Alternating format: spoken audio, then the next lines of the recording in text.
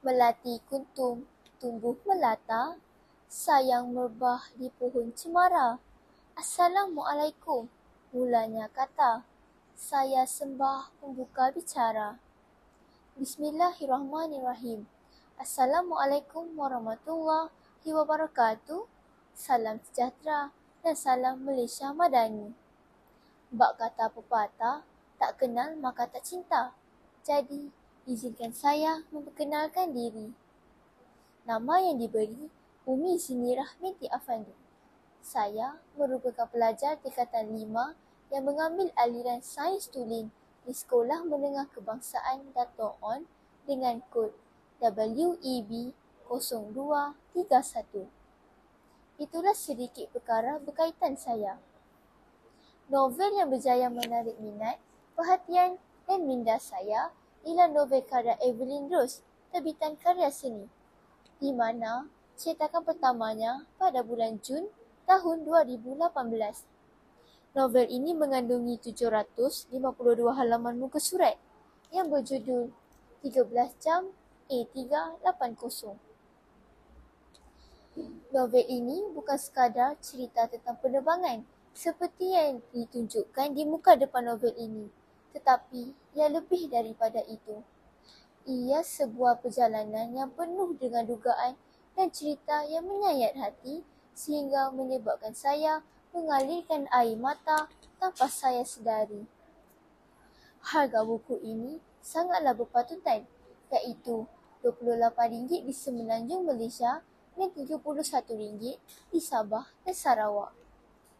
Saya meminati gaya penulisan Evelyn Rose di mana bahasanya yang mudah difahami. Beliau juga menyelitkan isu-isu Islamik yang membuatkan saya lebih tertarik kepada novel ini. Marilah saya mengajak kamu semua untuk menyelusuri novel ini dengan lebih mendalam. Watak utamanya ialah Hana Sofia. Novel ini bermula dengan Hana yang mahu menyambung pelajaran PhD-nya di London. 13 jam di dalam penerbangan ke London dengan menaiki Mars A380 inilah takdir yang menemukan Hana Sofia dengan Said Haidar, iaitu jejaka idamannya. Mereka telah mencipta kenangan yang sangat indah di langit selama 13 jam. Tetapi, tak kala Mars A380 mencecah lantai bumi, semuanya pergi bagai wap di udara. Pada awal cerita, Hana digambarkan sebagai seorang yang sangat bebas dan liar, sama seperti Haidar.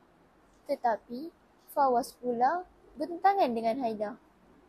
Di London, Hana ditakdirkan mengenali keluarga Fawaz dan telah menjadi pengasuh kepada Emil, iaitu anak Fawaz.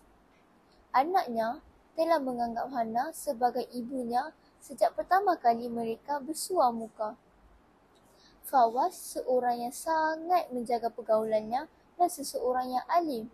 Sangat berbeza dibandingkan dengan Hana bagai langit dan bumi.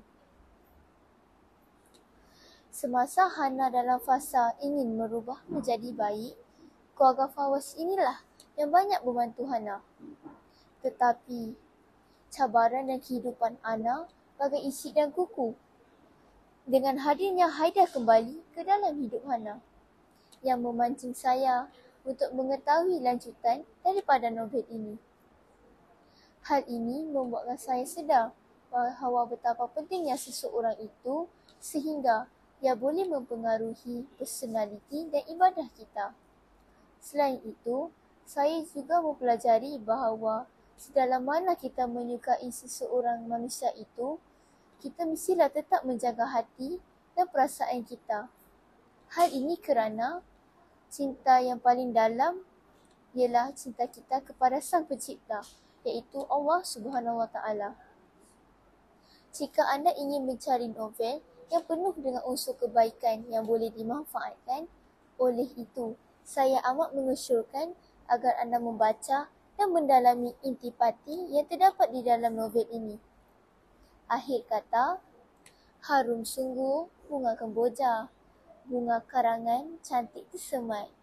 Janganlah membaca kulit sahaja, telitilah kandungan sehingga tamat. Sekian, wabillahi taufiq wal hidayah. Assalamualaikum warahmatullahi wabarakatuh. Audio Jungle.